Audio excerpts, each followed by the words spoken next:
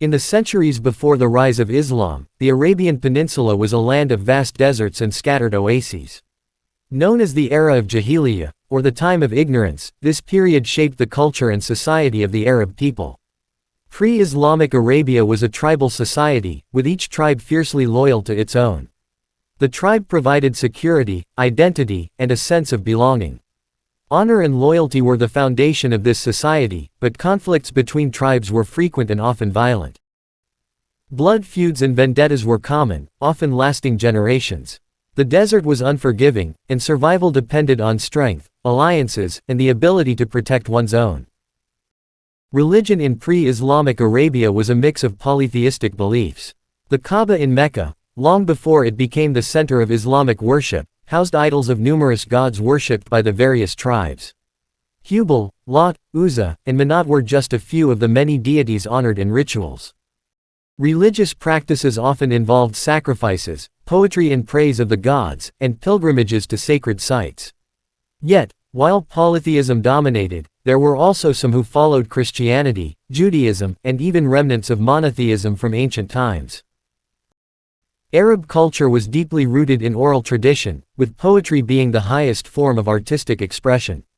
The poets of Arabia, known as sha'ir, were revered as the voice of their tribes, preserving history, celebrating victories, and lamenting losses. Through poetry, the Arabs recorded their history, praised their ancestors, and immortalized their deeds. The poets also expressed the deep connection the people had to the desert, nature, and the harsh life that defined their existence. Despite the harsh environment, the Arabian Peninsula was not isolated from the world. Trade routes crisscrossed the desert, connecting Arabia with the civilizations of Persia, Byzantium, and even as far as India and East Africa. Mecca, in particular, became a thriving center of trade, where merchants from different cultures and lands gathered to exchange goods, ideas, and stories. Women in pre-Islamic Arabia played varied roles within their tribes.